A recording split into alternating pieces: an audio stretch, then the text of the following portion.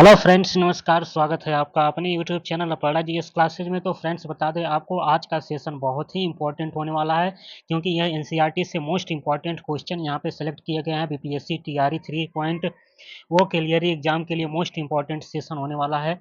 तो शुरू से लास्ट तक वीडियो पे जरूर बने रहेंगे, तभी आपको बहुत ही बेनिफिट होने वाला है इस वीडियो से। तो आइए फ्रेंड्स, देखते हैं आज के सेशन का पहला प्रश्न। भारत में 73वें और 74वें संविधान संशोधन का क्या महत्व है? तो देख सकते हैं दोस्तों किस टाइप का क्वेश्चन लिया गया है। इतना इंपॉर्टेंट क्वेश्चन है, आप लोग सेशन को लास्ट तक बने रहेंगे। तो चलिए यहाँ पे देखते हैं ऑप्शन। उन्होंने राष्ट्रीय मानवाधिकार आयोग की स्थापना की थी।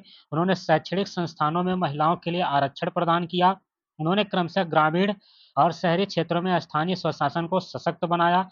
उन्होंने दल बदल विरोध कानून पेश किए। उपरोक्त में एक से अधिक, उपरोक्त में से कोई नहीं। राइट आंसर होगा ऑप्शन नंबर सी। उन्होंने क्रमशः ग्रामीण और शहरी क्षेत्रों में स्थानीय स्वशासन को सशक्त बनाया। तो अब यहाँ पे देखेंगे जो 73वां और 74वां संविधान संशोधन है, देखेंगे 73वां संविधान संशोधन। तो यह 1992 में लाया गया था, 73वां संविधान संशोधन। इसके तहत 11वीं अनुसूची को जोड़ा गया था। 11वीं अनुसूची को जोड़ा गया था 73वां संविधान संशोधन 1992 के अंतर्गत। और अगर बात करें, 73वां और 74वां संविधान संशोधन ने प्रभावी स्थानीय शासन के लिए पंचायतों और नगर पालिकाओं का निर्माण करके सत्ता का विकेंद्रीकरण किया है। तो इन दोनों ने मिलकर के 73वां और 74वां संविधान संशोधन ने मिलकर के पंचायतों और नगर पालिकाओं का निर्माण करके, किसका? पंचायतों और नगर पालिकाओं का निर्माण करके सत्ता का विकेंद्रीकरण किया है। आगे देखते हैं फ्रेंड्स। संविधान के अनुसार भारत में वित्तीय आपातकाल घोषित करने का अधिकार किसके पास है? तो संविधान के अनुसार अगर भारत में वित्तीय आपातकाल घोषणा करने का अधिकार किसके पास है, तो दोस्तों भारत के राष्ट्रपति के पास होता है। ऑप्शन नंबर ए यहाँ पे राइट आंसर होगा। तो राष्ट्रपति मंत्रिमंडल की लिखित सिफारिश पर वित्तीय आपातकाल की घोषणा करता है। किसके? तो देखेंगे यहाँ पे मोस्ट इंपॉर्टेंट है, खुद से नहीं करता है। मंत्रिमंडल जो होता है, मंत्रिमंडल की लिखित सिफारिश पर, लिखित सिफारिश करने पर, लिखित सिफारिश पर वित्तीय आपातकाल की घोषणा कौन करता है? वित्तीय आपातकाल की घोषणा कौन करेगा? तो भारत के राष्ट्रपति करते हैं। ऐसे नहीं कि कैबिनेट मंत्रिमंडल बोल दिया तो कर दिया, नहीं, उनको लिखित सिफारिश करना होगा राष्ट्रपति से, तभी वित्तीय आपात की घोषणा की जाएगी। आगे देखते हैं। भारत में संघ लोक सेवा आयोग यूपीएससी की क्या भूमिका है? चुनाव कराना, सिविल सेवाओं और केंद्र सरकार के पदों के लिए उम्मीदवारों की भर्ती करना, शेयर बाजार को विनियमित करना, वार्षिक बजट तैयार करना। उपरोक्त में से एक से अधिक कोई नहीं। राइट आंसर होगा ऑप्शन नंबर बी, सिविल सेवाओं और केंद्र सरकार के पदों के लिए उम्मीदवारों की भर्ती करना इसकी जिम्मेदारी है। संविधान का कौन सा अनुच्छेद भारत के चुनाव आयोग की स्थापना और संरचना से संबंधित है? संविधान का कौन सा अनुच्छेद चुनाव आयोग की स्थापना और संरचना से? अनुच्छेद 324। ऑप्शन नंबर एक यहाँ पे राइट आंसर होगा कि अनुच्छेद 324 राष्ट्रपति को भारत का चुनाव आयोग स्थापित करने का अधिकार देता है। तो यह राष्ट्रपति को भारत का चुनाव आयोग स्थापित करने का अधिकार देता है, करने का अधिकार देता है। तो ऑप्शन नंबर एक यहाँ पे राइट आंसर होगा। आगे चलते हैं। संविधान के अनुसार भारत के संविधान का अंतिम व्याख्याता कौन है? तो संविधान के अनुसार बात की जा रही है, भारत के संविधान का अंतिम व्याख्याता कौन है? भारत का राष्ट्रपति, प्रधानमंत्री, भारत के मुख्य न्यायाधीश, संसद। उपरोक्त में से एक से अधिक, उपरोक्त में से कोई नहीं। तो यहाँ पे जो राइट आंसर हो जाएगा, संविधान के अनुसार बात की जाए तो भारत के मुख्य न्यायाधीश, ऑप्शन नंबर सी यहाँ पे राइट आंसर होगा। तो देखते हैं यहाँ पे। तो राइट आंसर होगा ऑप्शन नंबर सी, भारत के मुख्य न्यायाधीश। तो भारत के जो मुख्य न्यायाधीश और सर्वोच्च न्यायालय, मुख्य न्यायाधीश और सर्वोच्च न्यायालय, सर्वोच्च न्यायालय को संविधान की व्याख्या करने का अंतिम अधिकार है। संविधान की व्याख्या करने का अंतिम अधिकार है। तो यहाँ पे जो राइट आंसर होगा ऑप्शन नंबर सी, भारत के मुख्य न्यायाधीश और सर्वोच्च न्यायालय। अगर दिया होता सर्वोच्च न्यायालय तो दोनों ऑप्शन सही होता, भारत के मुख्य न्यायाधीश और सर्वोच्च न्यायालय। भारत में राष्ट्रीय महिला आयोग एनसीडब्ल्यू का उद्देश्य क्या है? तो यहाँ पे देखेंगे, नेशनल कमीशन ऑफ वुमेन शैक्षिक नीतियों को विनियमित करना, महिलाओं के अधिकारों को बढ़ावा देना और उनकी शिकायतों का समाधान करना, आर्थिक नीतियों की देखरेख करना, न्यायिक प्रणाली का प्रशासन करना, एक से अधिक उपरोक्त में से कोई नहीं। तो यहाँ पे जो राइट आंसर होगा ऑप्शन नंबर बी, महिलाओं के अधिकारों को बढ़ावा देना और उनकी शिकायतों का समाधान करना। तो राष्ट्रीय महिला आयोग भारत में महिलाओं के अधिकारों की रक्षा और संवर्धन की दिशा में काम करता है। संवर्धन की दिशा में काम करता है। तो right answer option number B सही होगा। संविधान के अनुसार भारत के अटॉर्नी जनरल की नियुक्ति का अधिकार किसके पास है? तो यहाँ पे देखा जाए संविधान के अनुसार भारत के अटॉर्नी जनरल की नियुक्ति भारत के राष्ट्रपति के पास होती है। तो राष्ट्रपति भारत के देखा जाए भारत के अटॉर्नी जनरल भारत के अटॉर्नी जनरल की नियुक्ति कौन करता है?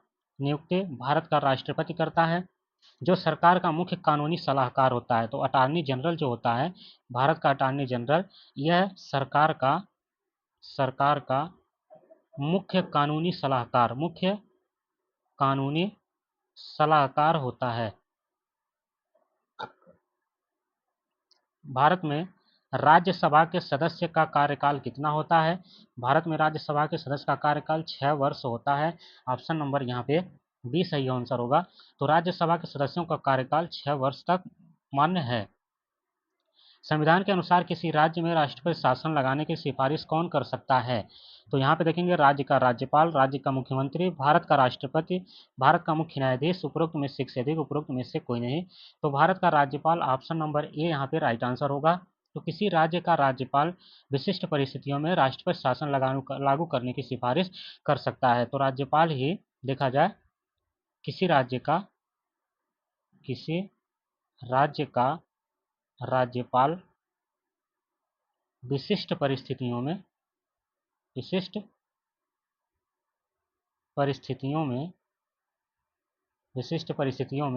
राष्ट्रपति शासन लागू करने की सिफारिश कर सकता है। भारत में परिसीमन आयोग का उद्देश्य क्या है? विदेशी व्यापार को विनियमित करना, संसदीय और विधानसभा क्षेत्रों की सीमाओं को फिर से निर्धारित करना, पर्यावरण नियमों को लागू करना, जनगणना करना, उपरोक्त में एक से अधिक, उपरोक्त में से कोई नहीं। तो जो यहाँ पे परिसीमन आयोग का उद्देश्य है वो संसदीय और विधानसभा क्षेत्रों की सीमाओं को फिर से निर्धारित करना। ऑप्शन नंबर यहाँ पे बी सही होगा।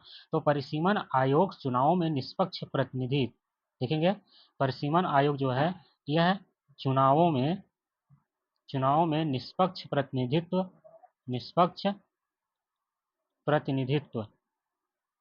प्रतिनिधित्व सुनिश्चित करने के लिए निर्वाचन क्षेत्रों की सीमाओं का निर्धारण करने के लिए जिम्मेदार है। तो यहाँ पे option number B right answer होगा। पंचायती राज संरचना में कितने स्तर होते हैं? तो पंचायती राज संरचना में देखा जाए तो 3 स्तर होते हैं। ऑप्शन नंबर ए यहाँ पे सही आंसर होगा। तो देखते हैं 3 जो राज्य संरचना है, पंचायती राज संरचना में 3 स्तर कौन कौन होते हैं। तो भारत में पंचायती राज अब जो है शासन की एक प्रणाली के रूप में कार्य करता है, तो जिसमें ग्राम पंचायतें स्थानीय प्रशासन की मूल इकाई हैं। तो इसमें इस प्रणाली के अंतर्गत 3 स्तर कौन कौन है वो देखेंगे। पहला है ग्राम पंचायत या गांव स्तर, क्या बोलते हैं, गांव स्तर। और दूसरा है, आप देखें इसमें दूसरा क्या है, दूसरे की बात करेंगे तो मंडल परिषद। देखिए मंडल परिषद, कंफ्यूज नहीं होंगे, इसके कई नाम हैं। मंडल परिषद बोल सकते हैं, ब्लॉक समिति बोल सकते हैं, ब्लॉक स्तर बोल सकते हैं, ब्लॉक समिति, और पंचायत समिति भी बोल सकते हैं। ब्लॉक समिति, पंचायत समिति, तो इसके 3-4 नाम है, मंडल परिषद, ब्लॉक समिति या पंचायत समिति या ब्लॉक स्तर। और तीसरा अगर इसमें बात करें, तीसरा तो जिला परिषद है। इसमें क्या है तीसरा, देखें जिला परिषद, तीसरा इसमें जिला परिषद, जिसे जिला स्तर बोला जाता है। तो ये 3 प्रकार की पंचायती राज स्तर हैं। ठीक है, तो भारत में जो पंचायती राज है वह शासन प्रणाली के रूप में कार्य करता है। और इसमें अगर देखा जाए तो जो ग्राम पंचायत है यह स्थानीय प्रशासन की मूल इकाई के रूप में कार्य करता है, ग्राम स्तर। तो उम्मीद करते हैं यहाँ तक आपको क्लियर हो गया होगा। आगे देखते हैं, भारतीय योजना आयोग द्वारा कितने कृषि जलवायु क्षेत्रों SEZ की पहचान की गई है? 30, 15, 10, 20, उपरोक्त में एक से अधिक, उपरोक्त में से कोई नहीं। राइट आंसर होगा ऑप्शन नंबर बी, 15। तो योजना आयोग ने अगर बात करें, योजना आयोग ने व्यापक कृषि, देखा जाए व्यापक, थोड़ा ध्यान से इसको देखेंगे, व्यापक कृषि नियोजन नियोजन और भविष्य की रणनीतियों के आधार पर, भविष्य की रणनीतियों के आधार पर,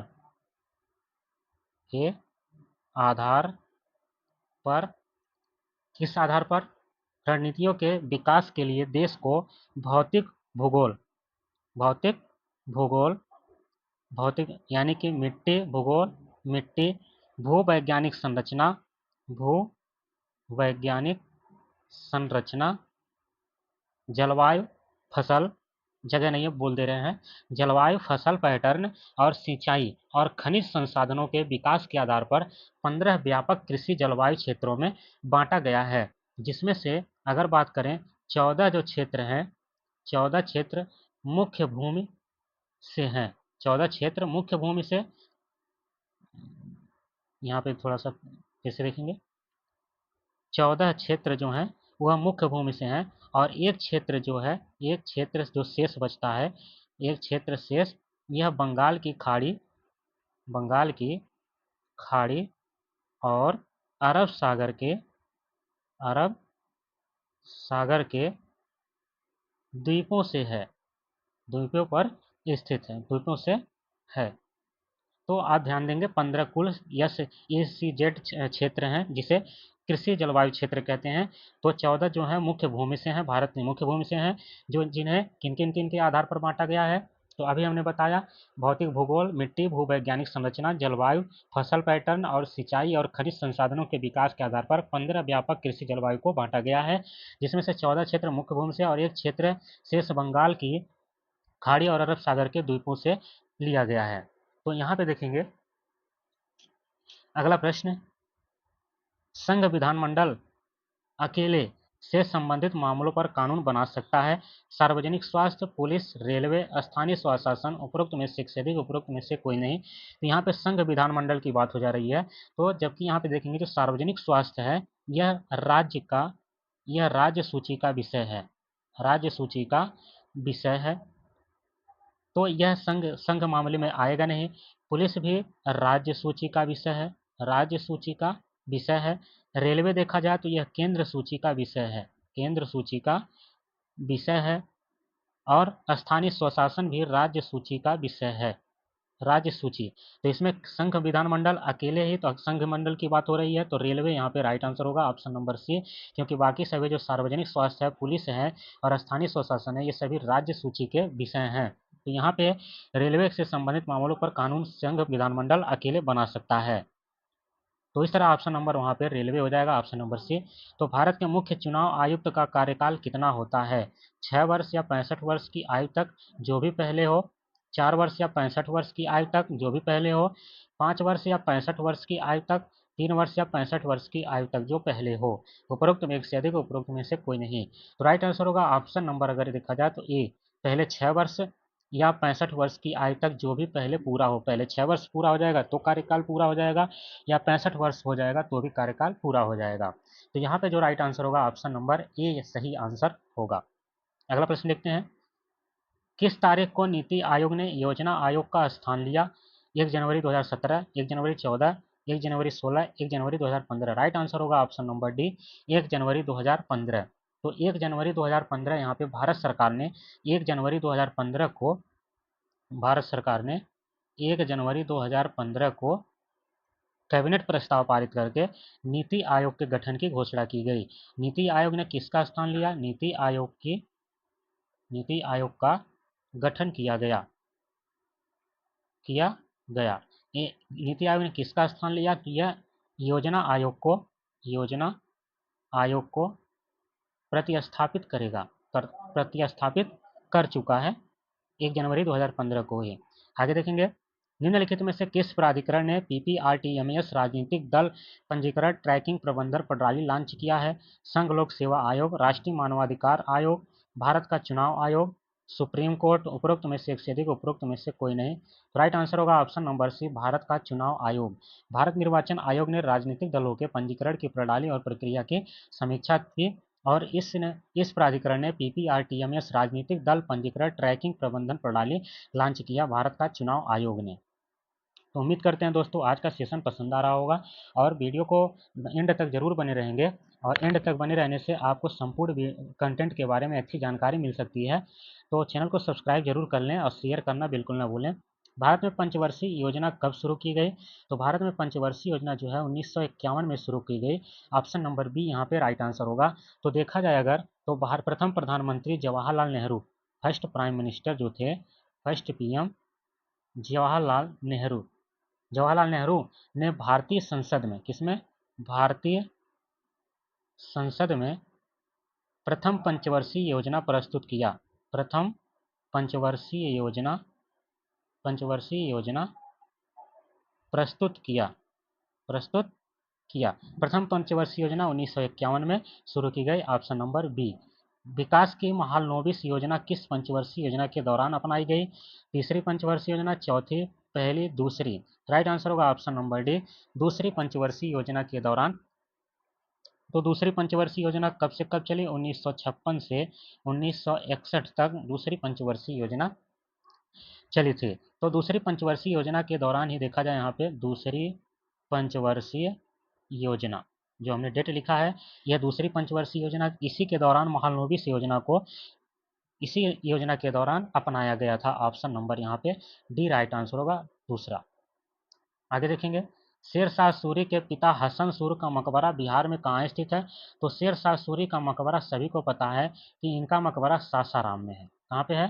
सासाराम, बिहार में। तो अब इनके पिताजी का पूछा जा रहा है, इनके पिताजी का मकबरा कहाँ पे है?